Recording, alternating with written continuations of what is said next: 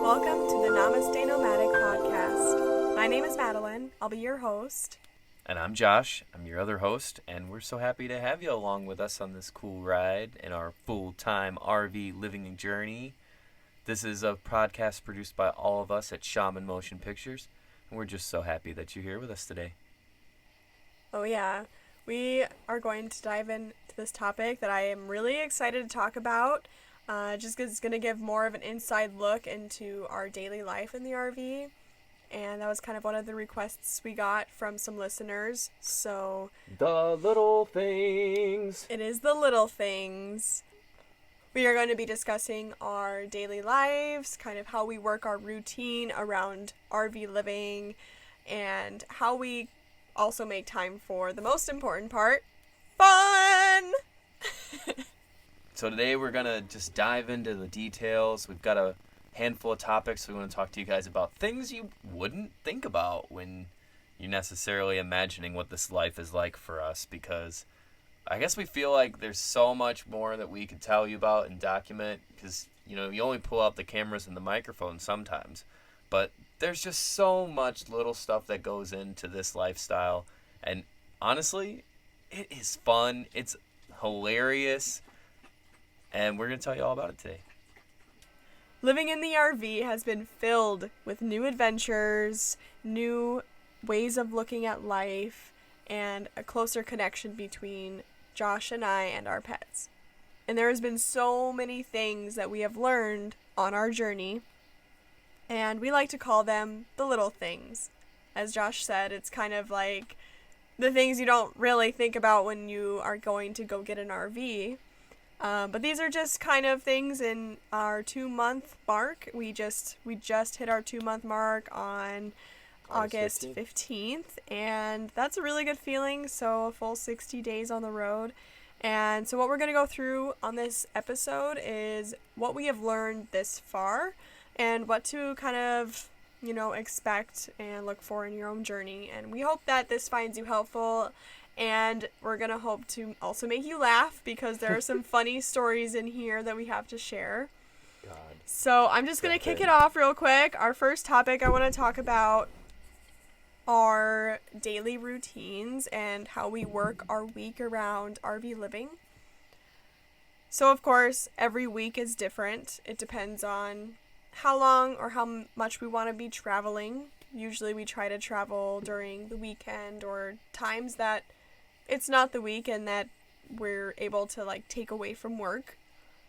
So that being said, it's very essential to plan around when to travel, when to stay in one spot, and if that spot is going to have some good service, we run into issues as well.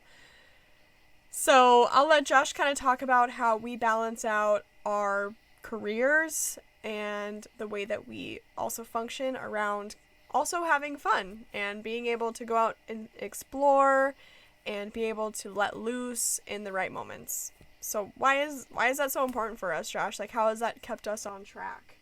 You nailed it. I mean, it's the right moments, right? We have to plan our weeks as they come. Not every single day, even though we live in a camper, can be camping. I mean, we find ourselves staying in camping areas and outdoors, because that's where Judy's parked. But truthfully, we can't play every day. We have to work. And so I am a documentary filmmaker for Shaman Motion Pictures, and I'm also the co-owner of Simply Love Films. So those two organizations and the responsibilities, our clients, take up a lot of my time. And while it's really nice to be able to hike and canoe and drive and travel, we honestly have to at least put in 4 days of work a week. And don't get me wrong, Madeline attest today, our work days are like 12-hour work days. We're not really like putting in like 3 or 4 hours. Like if we're cramming it into 4 days, we're making it work. And that's because those other 3 days of the week typically become either we're traveling from one location to another, or dang it, we're just taking a break from the computers and screens, trying to break our mental health ruts and get outside and play. We take our canoe out, we've gone fishing, we love hiking, we love exploring, just taking the car and driving to new places we've never seen before. And while we have kind of this routine on a weekly basis, we also have our habits on a daily one. So it's taken some grinding, I guess, to wear down our habits. But now we're getting into this nice swing of things where we have our first hour in the morning of every single day just for Madeline and I. And it's been hard, trust me, especially as a business owner with emails and stuff. There's that anxiety to want to make sure everything's good and constantly be checking that kind of stuff. But we like to wake up in the morning and spend the first hour with just Madeline and I. And typically in that first hour, we tend to do our yoga, make some tea, take care of our pets and snuggle them and take them outside. And lately, there was this rut of time when Madeline and I would listen to a lot of news and politics and stuff, especially in the morning.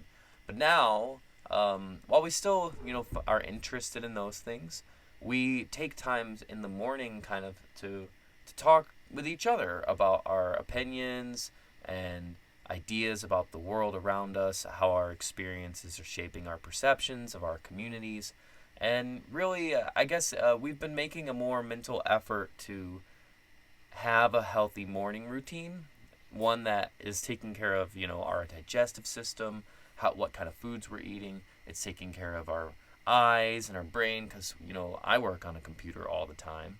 And then so that anytime I'm taking not on the screen is a good thing. And it's also helping us improve our connection between the two of us, to encourage conversation, keep us closer together. And these are all things we've learned on the road. When we first started, when we were living in Colorado, I can't say that these were habits we had perfect. But the RV is one of those things that's been, developing those skill sets. It's really cool.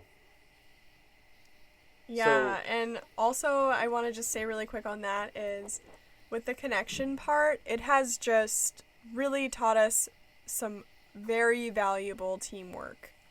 And we have faced challenges together.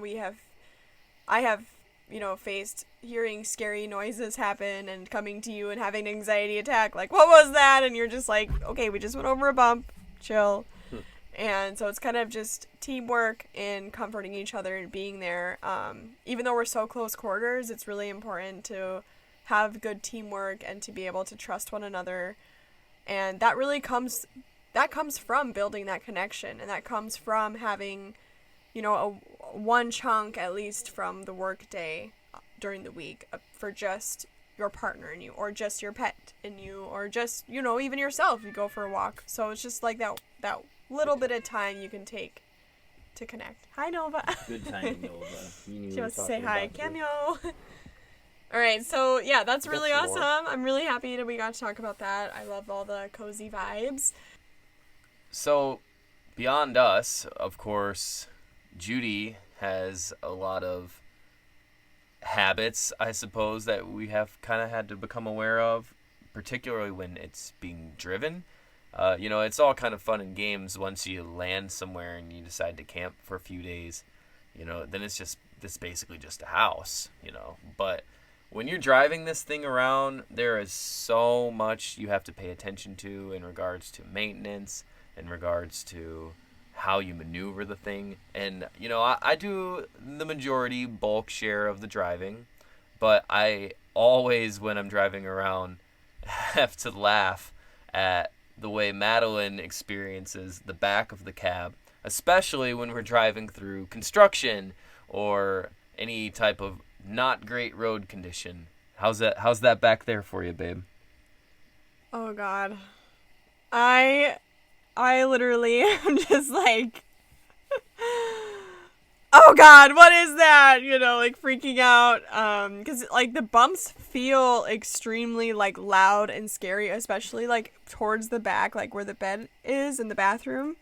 And there have been times where I've just like felt like it's just going crazy, and the things on the shelves and everything in the rig is shaking and moving. Like when we were driving yesterday, we did a pretty long stretch. We did one of the longest stretches we've done, probably about 11 and a half hours straight. And we were going through this road for, I swear, I don't even know how many miles, but felt like forever. And this road was just like, like so bumpy, and it just felt like the whole rig was just like, stop doing this to me. So yeah, definitely construction is a doozy. Say the least. I guess one thing that helps with that is sway bars, and you can always kind of like look into investing in that. We've always researched it, but it's one of those things, one step Everything at a time. costs money. One step at a time. You take your time and you improve it over time as you can. Unless you are extremely blessed and fortunate to have an infinite money supply. Yeah. You gotta... A sway bar is definitely a luxury kind of thing. I feel like it's one of those things that's kind of like on a wish list of when we're able to gift ourselves, It would definitely make riding in the back feel like a luxury. And maybe one day we'll be there. But, it's crazy driving this thing, especially, imagine you're coming downhill, down a mountain, and then it shifts to one lane construction with uneven lanes. And everyone's behind you. You're already 28 feet with just Judy, and then we're towing the Rogue, so we're at 38 feet. Oh, it can be nerve-wracking, There's a lot of white-knuckle gripping of the steering wheel. And, maneuvering this thing can be difficult. We've got a handful of hilarious stories attached to learning our lessons about turn radius, for example. I have been overconfident on at least 2 occasions, thinking I could make a particular U-turn, and failed. And what do we win when we don't make the U-turns, Madeline? Lessons. We win lessons. Usually that involve taking the entire toe off. And the bike. Because you can't take the toe dolly off of the car without taking the bike off. Taking everything off. Maneuvering just the rig. Then reattaching. So basically, if you take the wrong turn, you could be potentially adding on an extra half an hour onto your journey. So be careful out there, folks. But speaking of being careful, one of the biggest lessons we've learned is how important it is to make sure you are monitoring and caring for your tires. Madeline does a really good job of this. She goes around and sprays it. What's that stuff you spray on it, baby? It's just like a tire protectant, so it's kind of just meant to keep the tire kind of conditioned and stuff, especially if it's like hotter weather. So during the summer, if the sun is beating down on the tires, it's kind of just like an extra layer of protectant and moisturizer kind of thing. I hope it works. I don't know. I found it at O'Reilly's one day, and it intrigued me. It helps, I think, and it's kept our tires pretty healthy. And I think the biggest thing with the tires is keeping up with air pressure and keeping up with the lug nuts and making sure that everything is like tightened and you have enough air in every single tire. We personally, with our tow dolly and everything, we have 12 tires to keep track of. That's a lot. And so it's just a big thing though. Like, we've heard some horror stories of things going wrong with tires, and we are not about to have that happen. So we just want to say to all our listeners and to each other, just another reminder, Josh, Knox here. Tires. Yeah, there's some scary stories you can hear about how, your rig can respond in a negative situation when your tires go out. I mean, walls potentially cracking and stuff like that. And we have to be exceptionally careful because this is our whole home. It's Madeline and I, and we care greatly about each other and want each other's safety. It's all of our pets. And we just have to be extra cautious, extra preventative.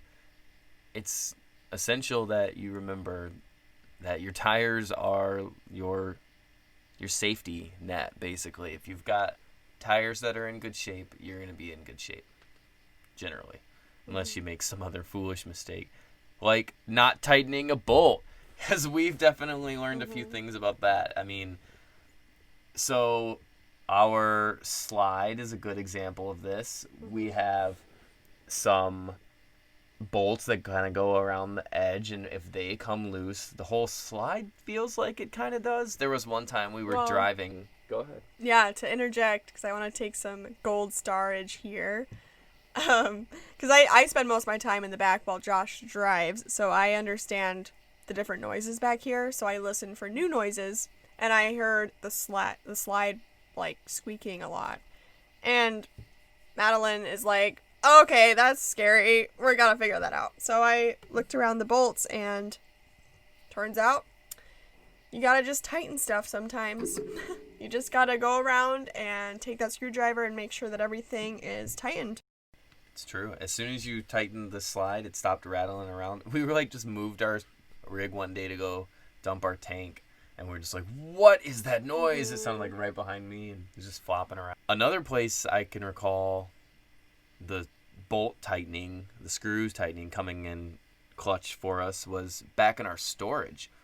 I think we were walking around taking a gander at the thing before we moved it, and you noticed that back passenger trunk storage like hanging way down. And I think that was kind of our first kind of important reminder that we have to be mindful of our weight everywhere. You know, the reason the slide was probably moving around was it had too much weight in it, and we had way too much weight in one of our trunk compartments, and it actually was slowly falling out.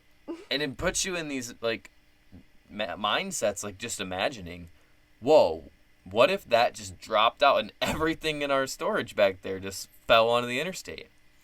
Woo! And of course, that was a situation that got much better after we put some new screws in, tightened some screws, and we did take a full readjustment of our weight distribution in the back.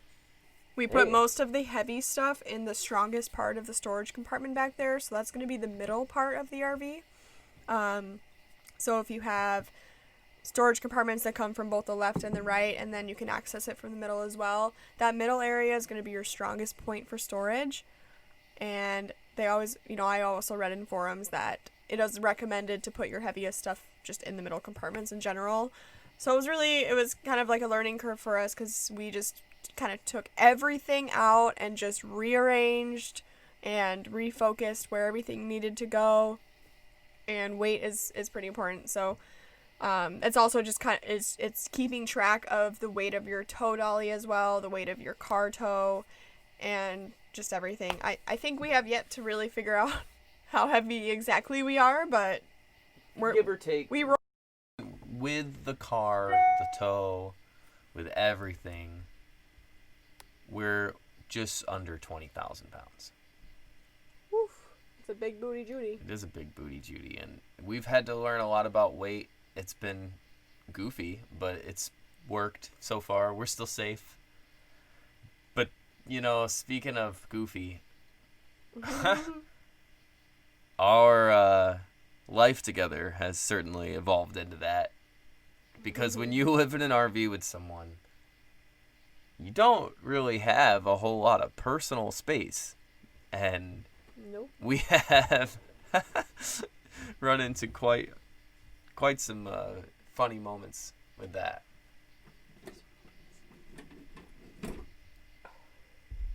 Well, for starters, I think the space that pops up for me the most is the bathroom. Because Madeline loves to talk to me while I'm using the bathroom. And so I think it's cute. But she always chooses to find these moments to ask me questions and continue our conversations when we're trying to poop. And, that's, I don't know how to describe it. It's part of life, I guess, right? You get really close to somebody. My favorite moment was I couldn't quite hear you from the front where I was, and you were yelling something to me, asking me questions, and I just responded, "Can I just have one poop to myself?"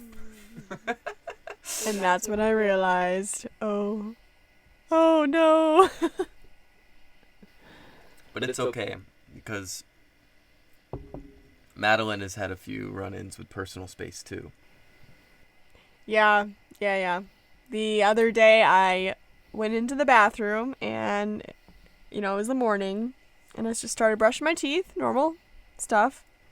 Went in to go put the toothbrush away to where I keep my toothbrush. Realized my toothbrush is there and I had used Josh's toothbrush for the first time.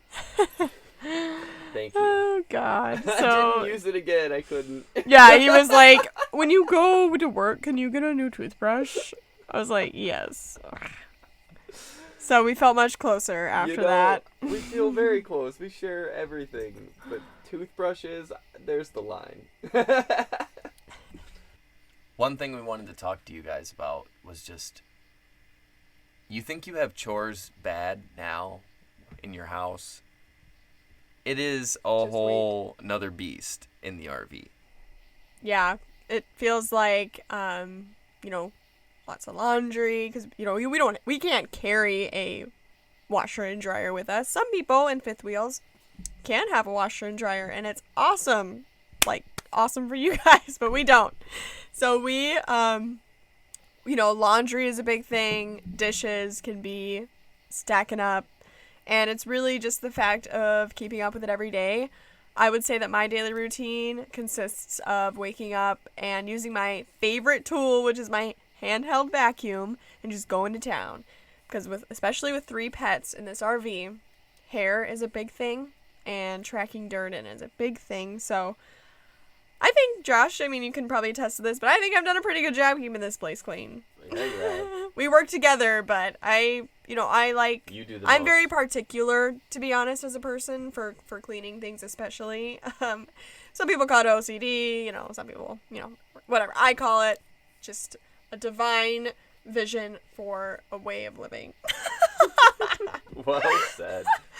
And so, yes, I felt like I've been more motivated to keep this place clean because it's ours and it feels completely like us and I love it. And so I just want it to be, I feel like if I'm taking care of the RV, I'm taking care of Judy and I'm taking care of the family.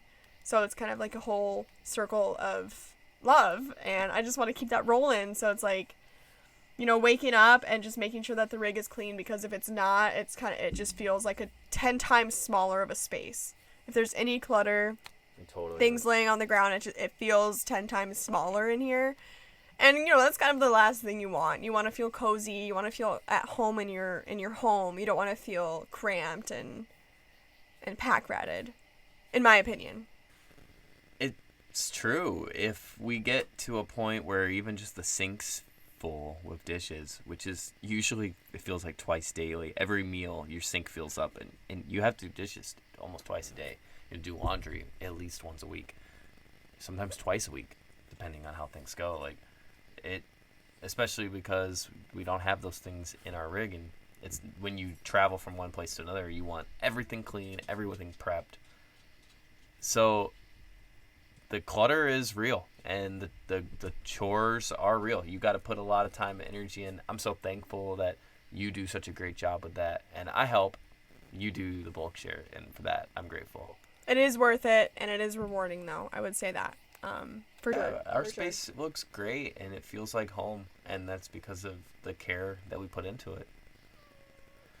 So you could imagine there are a handful of other things, and we're going to kind of just jump through some of them now. Kind of quick. They don't all necessarily have really long stories that are worth talking about, but some quick ones we just thought we'd mention. After you move, you drive, everything gets shifted around. So when you come back to the rig after parking, things like your fridge, your cabinets, your pantries are likely going to have stuff ready to fall when you open them. Things shift. And I guess a lesson we've learned pretty clearly is don't open the fridge while you're moving. Yeah, I've done some great juggling acts trying to get into the fridge while Josh is driving, and that was actually a lesson we learned pretty quickly, because like you would be pulling out of the grocery parking lot and I'd be putting stuff away at the same time, and everything would be falling out of the fridge at the same time, and it would be like the most stressful moment of my life. One time I dropped a whole jug of water out of the fridge while trying to put other stuff in the fridge, and the water like spilled all over the floor. And water in an RV is just the scariest thing in the entire world. So, like, I just, of course, my scaredness just, get a towel! What are we doing? Oh my god, this is scary. He's driving. There's like a massive flood on the floor. And I'm just like, well, let's go swimming, I guess. Like, jeez. So that was a lesson learned. I was like, I am never getting in the fridge while moving again, because that was terrifying.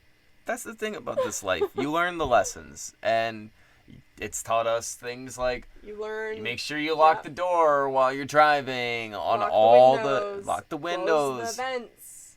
You gotta take a whole list of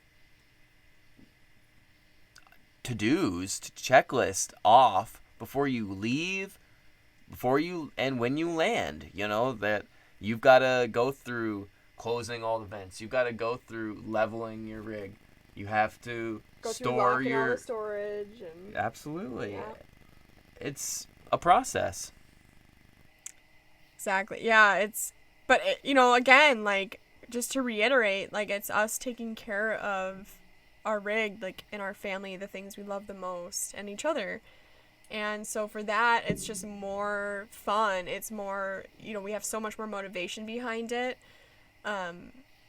And I think that's just like that's the magic of it, is it's, it seems like a lot when you kind of put it in a list form, but it's also like, this is our TLC for our life. Like, this is what we love to do, and this is our home. Like, it's just like we're living in, like, if we were living in an apartment, we're just living in an RV, and we're able to travel and experience life on life's terms. And with all the struggles, with all the scary moments, with all the little bickers because we're tired or hungry, and with all the coffee moments in the morning, I mean, it's just the moments we share in this rig are worth every single thing on this list. And it just doesn't get any better than that, honestly.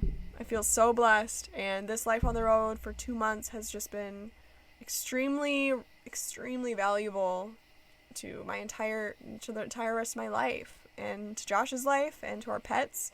Our pets are just loving life, and I just couldn't be any happier. I'm gonna get emotional. I gotta drink my tea. Aw. I'm really happy too. I'll just ditto what she said. There's time and place for emotional, sappy stuff, but I think Madeline handled it for us tonight. But I feel the same way, truthfully. This is the dream, and it's grown us so much. Oh my gosh. I'm thinking about our last experience at our campground in Maine. When we dumped our sewage last, and all of a sudden I just hear from inside, hey, I need your help out here. You need to get some gloves on. Okay.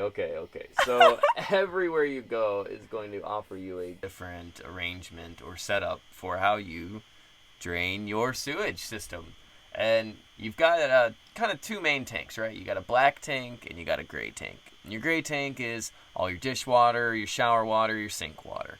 Your black tank is all your toilet water. And it's a process. It is a long, lengthy process to get all your black out, get all your gray out, and there's a specific order that you got to do it in. But because of every dump station being a little bit different, some are great. Some you can drop your hose right into and open your valves and forget about it, and it's done and it's easy. And others are a total nightmare. One time, Madeline and I had to attempt to drain our entire sewage system with the hose running uphill, significantly higher than the valve itself. This was a nightmare because it essentially involved, for about 20 minutes, Madeline and I frantically lifting the hose and shifting every bit of the water all the way to where it needed to go. Water and sewage. And on this particular dump, we still had a site, but we had to take our rig down to a dump station, and we left all of our leveling blocks at the site, which are typically essential for creating a nice, smooth slope for your water to run through. Yeah, didn't work out this time. We're missing one very important part of this story, and that is that Josh did not see the actual sewage hole. So he used the one that was sticking out of the ground instead of the one that was covered up that you take the cap off of.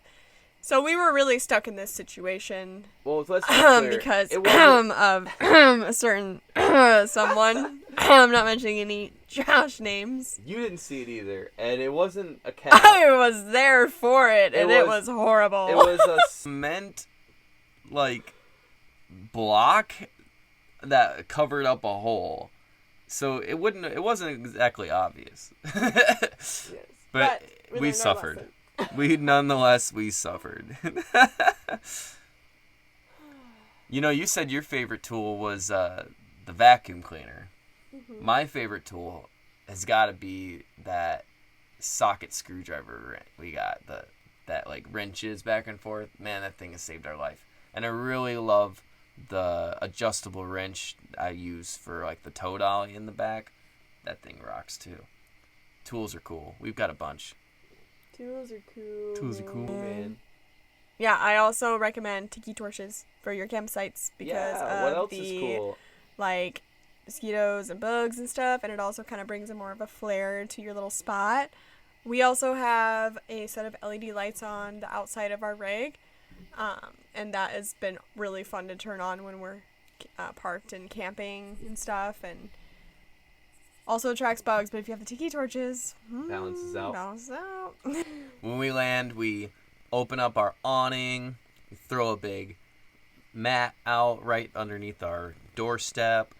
We've usually got a fire pit nearby. We put our slack line up, put our hammocks up. Tapestry. We just kind of make wherever we land our home. Our little magic spot. And it works. It makes us feel really cozy and encourages us to take breaks from our work and get outside and play. But it also attracts friends and interest. People see Madeline flowing, and we naturally get some good conversation out of people just by being weird in front of the RV, I guess. But we have definitely had a variety of experiences, some at campgrounds and some boondocking. And the campgrounds are definitely easier, no doubt. I mean, you have electricity, sometimes you have water, sometimes you have sewage, and when you're in those situations, it really feels like you have a house. But when you're boondocking, we've been in situations that are very remote and all to ourselves that were a little difficult to drive to, and we've been in situations where we're just camped at a travel plaza or a ref stop or at a overnight department store, wherever we're able to hit up on the road sometimes is just what it is. If we're trying to make a long journey, just yesterday we drove almost 12 hours from Massachusetts to Ohio. Mm-hmm. And that was challenging. It was a long drive, but we wouldn't have been able to make that whole drive from Maine unless we just stopped off on the road somewhere and just slept. That's the nice thing. When you get tired, you can be done at any point. You got a bed, that's an awesome way to imagine the ease of travel. But we'd want to be able to find more awesome secluded areas. If people have suggestions that benefit, the boondocking community, let us know. It is a little difficult for us because we're 38 feet with our Rogue, so we can't necessarily go everywhere, say like our friends, the Wandering Dexters, with their Ford Transit convert can go. But we get opportunities to do it sometimes, and I think a healthy balance is good because off-grid stuff means no service, and the off-grid stuff with no service means it's harder to be productive. And unfortunately, we have to play as much as we work, and that balance is critical, right? Yeah, for sure. Especially if we want to keep this ship afloat. Can't just play all time. As much as I just want to hula hoop and waste the day away, there's just can't do that. Especially with this lifestyle, we've learned like we also need to plan out when we're gonna have extended amounts of time on the road, especially during these times, just kind of uncertain times, and we just have to make sure that we're able to land for a certain amount of time to be able to kind of save our pennies, get back on our feet, and then go for another grand adventure. And so now it's kind of at this 2-month mark. Now we're headed back towards our little home spot, kind of like our, what would you call it? Like our pin? It's just kind of a grounding point, an HQ kind of thing, where we have family, business partners, and friends. Just Wisconsin. It's our classical version of home, I suppose. But Judy's home, and when people ask us, where do you live? Oh, right here. Here we are. Our lifestyle has created for us a never-ending adventure. It is interesting doing this while we're young. A lot of people who are full-timing in the RVs, not all, because I know that there are lots of very creative and inspirational young people doing this too, but the people we've come across mostly have been people in the later parts of their lives, in retirement, kids are out of the house, that kind of thing. But we're doing it now. I'm 30, Madeline's 24, and we don't have the financial resources that they necessarily do. And when we look at costs of like how much a campground costs for a week, that number matters a lot more to us than maybe somebody else. So in order to get the most out of it, we got to earn it. And that diligence has been really great to have along for the ride. I guess it makes this feel like it's actually a sustainable choice, that we really can live full-time on the road. We really can succeed by just making smart decisions with the rig. And those decisions, that smart, I guess, characterization you come to only comes through experience.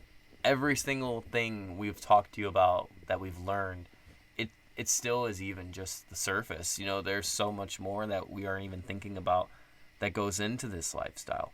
But it all comes to us just by waking up and doing our best and living it every single day. And, well, I would do it over and over again if I could choose. I love waking up in this RV. It's the best feeling. For sure.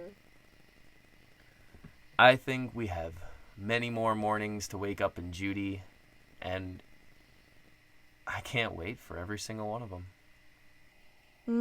Coffee, cuddles, kitties. I love having the cats with us everywhere we go. I love having Doctor just like totally hamming out in the morning, and our life is just really evolved since we've been on the road, and it's just made every aspect of our lives just that more magical.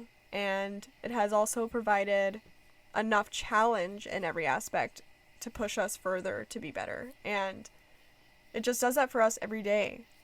We are faced with challenges that are meant to make us make us stronger and build us into better people. And it's just a great feeling. I think Judy is just the damn best thing that's ever happened to me. What do you think, Josh? Absolutely. And this is great. Well, I think that's about it for today's episode.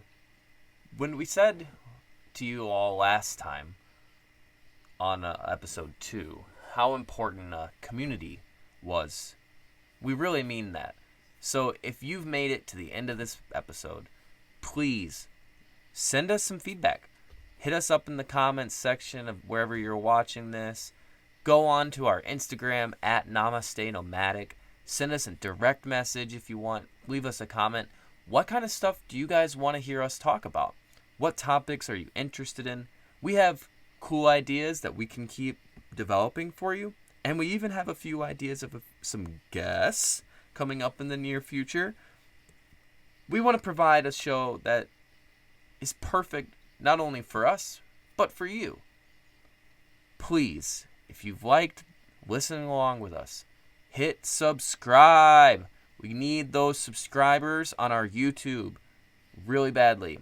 So you can also subscribe to us on Spotify, Apple Podcasts, and so many more places you can get your podcasts.